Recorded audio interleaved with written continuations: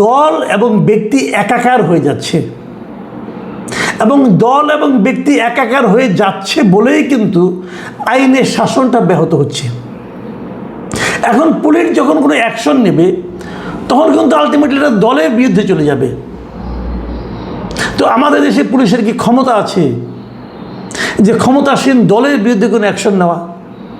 কারণ পুরো বিএনপি তো এখানে এক হয়ে গেছে, পুরো বিএনপি তো এর ব্যাপারে করতেছে যে ওখানে কোনো ঘটনা, কানে কামড় দেওয়ার কোনো ঘটনা ঘটে নাই। তাহলে তার কানে হয়েছিলটা কি? আমরা তো ছবি দেখেছি, সে কানের সেলাই করতে হয়েছে, ডাক্তারও বলেছে যে 4টা সেলাই লেগেছে। তাহলে কানে কামড় দেওয়ার ঘটনাই ঘটে নাই।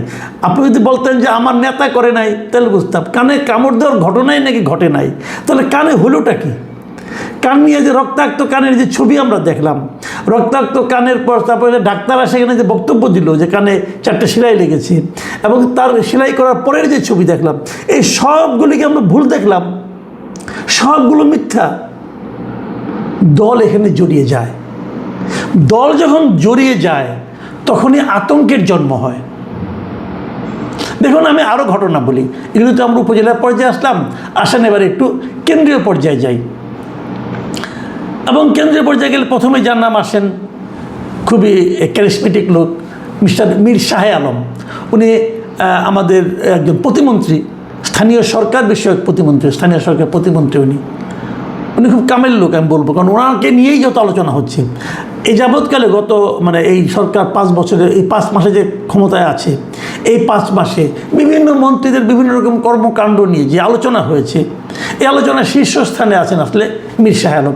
আরও আলোচনা হয়েছে আমাদের মিলন সাহেবকে নিয়ে আলোচনা হয়েছে, শিক্ষামন্ত্রী, আমাদের যোগাযোগ ও সেতুমন্ত্রীকে নিয়ে আলোচনা হয়েছে, শেখ রবিউল, ওনাদের আলোচনা হয়েছে। কিন্তু সবগুলো যোগ করলেও বোধ হয় মীর শাহ আলমকে কেউ টাচ করতে পারবে না। উনি এত ঊর্ধ্বে উঠে গেছেন আলোচনায়। এবং ইন্টারেস্টিংলি এই আলোচনাগুলি যদি ইতিবাচক হতো তাহলে সেটা সরকারের পক্ষে যেত। ইতিবাচক কী হয়েছে?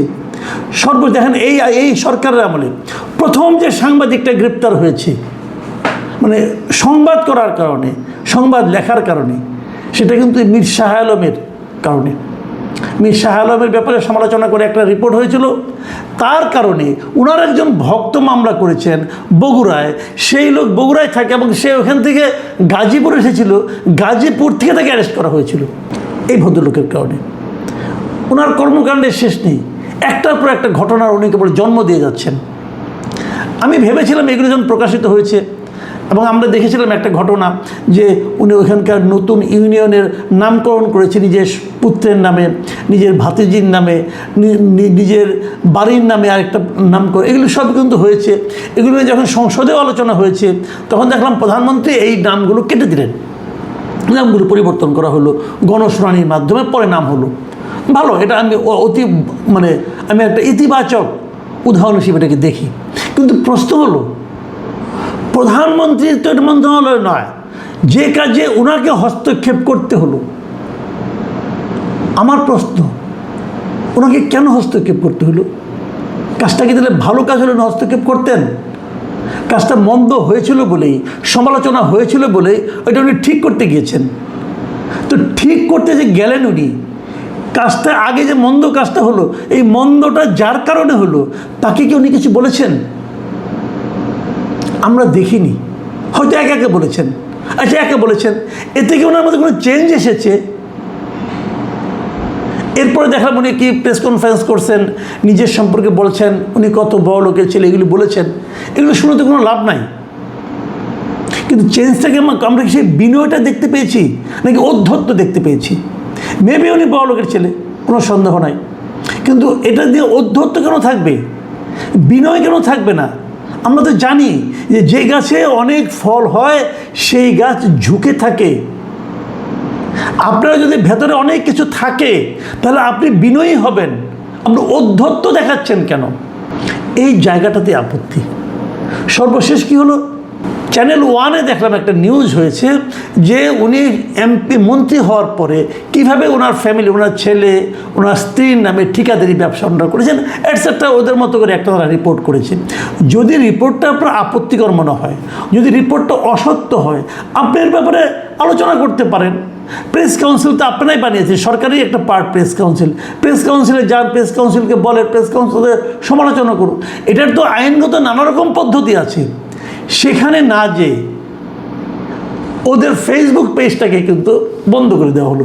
উনি বলবেন যে আমি তো করিনি, হ্যাঁ উনি করেননি, আমি অস্বীকার করছি, শাহ আলম সাহেব করেননি, কিন্তু ওনার হয়ে কেউ না কেউ করেছেন।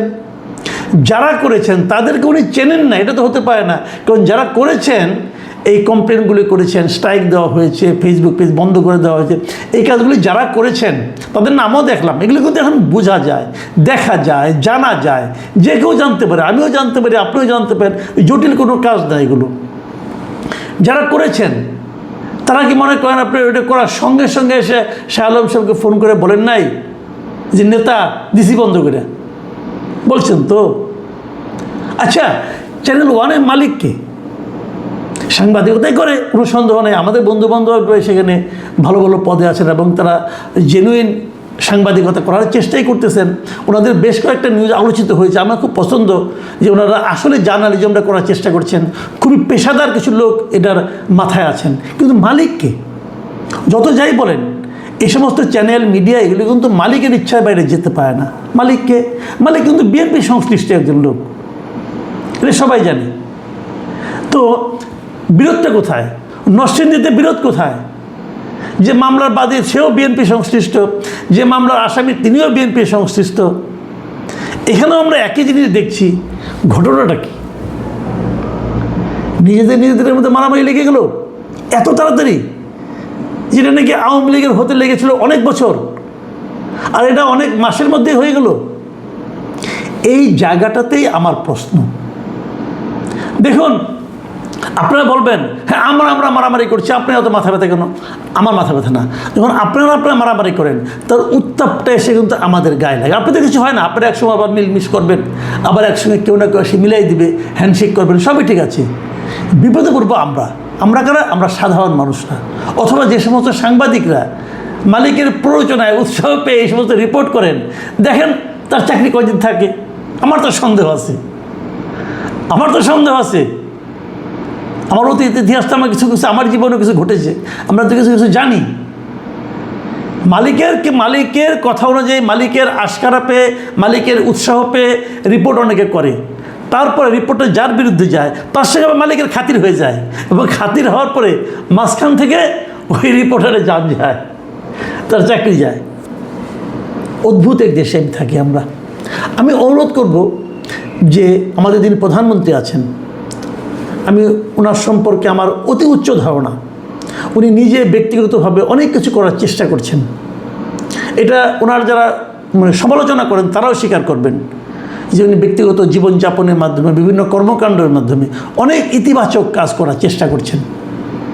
আমার ওনার কাছে সবিনয় প্রশ্ন, আপনারা যারা সহকর্মী আছেন, যারা ঘনিষ্ঠ সহকর্মী হিসাবে বাইরে নিজেদেরকে পরিচয় দেন, তারা কি আপনার ওই কর্মকাণ্ড, ওই আচরণগুলোকে আসলেই ফলো করতে পারছে?